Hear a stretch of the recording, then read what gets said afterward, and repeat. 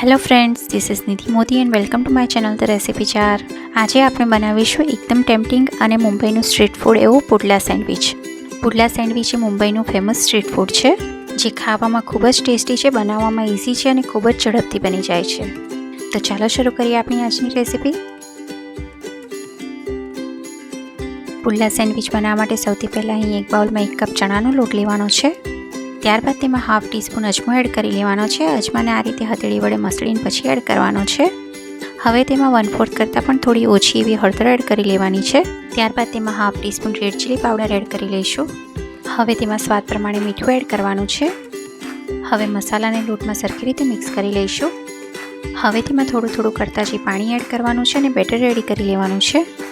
અહીં બેટરની કન્સિસ્ટન્સી બહુ જાડી પણ નહીં અને પાતળી પણ નહીં એવી રાખવાની છે. જ્યારે પણ આ રીતે બેટર બનાવતા હોઈએ ત્યારે તેમાં પાણી એકસાથે એડ નથી કરી દેવાનું, તેમાં પાણી થોડું કરતાં જઈએ જ એડ કરવું. તમે જોઈ શકો છો કે બેટરની કન્સિસ્ટન્સી બિલકુલ આ રીતની રાખવાની છે. હવે તેમાં લગભગ 1 ટેબલસ્પૂન જેટલા ધાણા એડ કરી દઈશું. ત્યારબાદ ધાણાને બેટરમાં સરખી રીતે મિક્સ કરી લેવાના છે.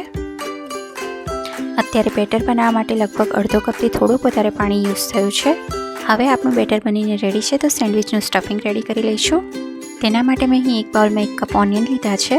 ત્યારબાદ તેમાં હાફ કપ કેપ્સિકમ એડ કરી લઈશું. હવે તેમાં હાફ કપ પત્તાકોબી એડ કરી લઈશું. ત્યારબાદ અહીં 1/4 કપ સ્વીટ કોર્ન એડ કર્યા છે. મેં અત્યારે ફ્રોઝન કોર્નનો યુઝ કર્યો છે. હવે તેમાં એક મીડિયમ સાઇઝના બટાકાને આ રીતે મેં ગ્રેટ કરીને લીધું છે. ત્યારબાદ 3 થી 4 ગ્રીન ચિલીઝને આ રીતે ઝીણા સમારીને એડ કરીશું. હવે તેમાં half teaspoon red chilli powder add કરી લઈશું. ત્યારબાદ તેમાં સ્વાદ પ્રમાણે મીઠું એડ કરી લેવાનું છે. હવે તેમાં 1 ટીસ્પૂન ચાટ મસાલો એડ કરી લઈશું. ત્યારબાદ તેમાં 1 ટીસ્પૂન ચિલ્લી ફ્લેક્સ એડ કરવાના છે. ત્યારબાદ તેમાં 2 ટેબલસ્પૂન જેટલા ધાણા એડ કરી લઈશું. હવે આ બધાને બિલકુલ સરખી રીતે મિક્સ કરી લેવાનું છે. જો તમે ઓનિયન ના ખાતા હો તો તમે ઓનિયનને સ્કીપ પણ કરી શકો છો. આ સ્ટફિંગમાં તમે ગાજર અને બીટ પણ એડ કરી શકો છો. અહીં આપણે જે પણ વેજીસ યુઝ કર્યા છે તેનું પ્રમાણ તમે તમારા ટેસ્ટ પ્રમાણે વધારે કે ઓછું પણ કરી શકો છો. હવે સ્ટફિંગ રેડી છે. આગળની પ્રોસેસ જોઈ લઈએ. હવે મેં અહીં 4 બ્રેડની સ્લાઇસ લીધી છે. અહીં મેં વ્હીટ બ્રેડનો યુઝ કર્યો છે. જો તમારે વ્હાઇટ બ્રેડનો યુઝ કરવો હોય તો પણ તમે કરી શકો છો. હવે આ રીતે નોનસ્ટિક તવીને ગરમ કરીને તેના પર બટર લગાવી લઈશું.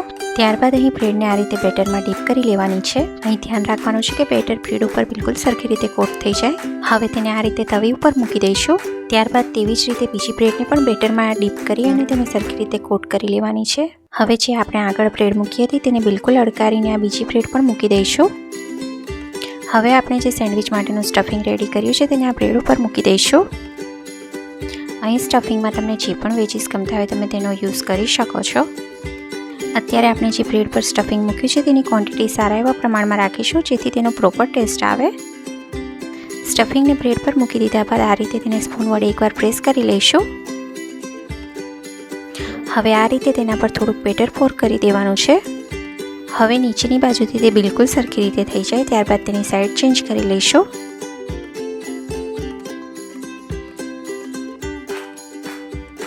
હવે થોડું બટર લગાવી લઈશું.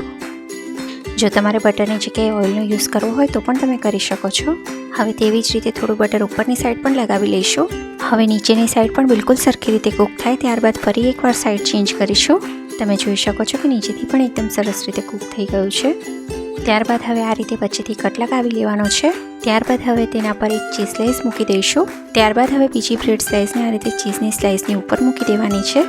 અહીં ચીઝ સ્લાઇસની જગ્યાએ જો તમારે ચીઝને ગ્રેટ કરીને એડ કરવું હોય તો પણ કરી શકાય. હવે તેને બંને બાજુથી અલટ પલટ કરી અને બિલકુલ સરખી રીતે શેકી લેવાની છે. હવે સેન્ડવિચ શેકાઈ ગઈ છે, તેને પ્લેટમાં લઈ લઈશું. હવે આવી જ રીતે બીજી પણ સેન્ડવિચ રેડી કરી લઈશું. સૌથી પહેલાં તવી પર બટર લગાવવાનું છે. ત્યારબાદ બંને બ્રેડ સ્લાઇસને આ રીતે બેટરમાં ડીપ કરી અને તવી પર મૂકી દેવાની છે.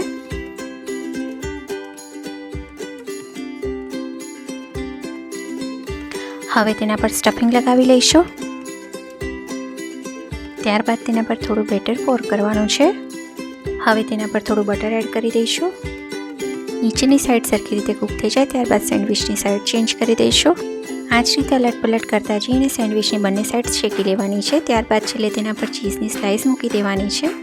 હવે તેને ફરીથી એકવાર બંને સાઈડ શેકી લઈશું. તો આપણી પુડલા સેન્ડવિચ બનીને રેડી છે. તેને પ્લેટમાં લઈ લઈશું. હવે સેન્ડવિચને કટ કરી લઈશું.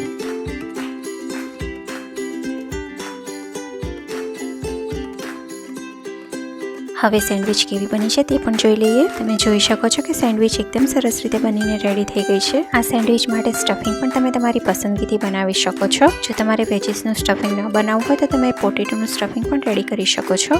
હવે તેને સર્વિંગ પ્લેટમાં લઈ લઈએ. હવે તેને ચીઝ વડે ગાર્નિશ કરી લઈશું. અત્યારે મેં સેન્ડવિચને કેચઅપ સાથે સર્વ કર્યું છે. તમારે તેને ગ્રીન ચટણી અથવા તો બીજા કોઈ ડીપ સાથે સર્વ કરવું હોય તો પણ કરી શકાય. તો ફ્રેન્ડ્સ, આજની આ રેસીપી ઘરે જરૂરથી ટ્રાય કરજો અને તમારા અનુભવ મારી સાથે જરૂરથી શેર કરજો.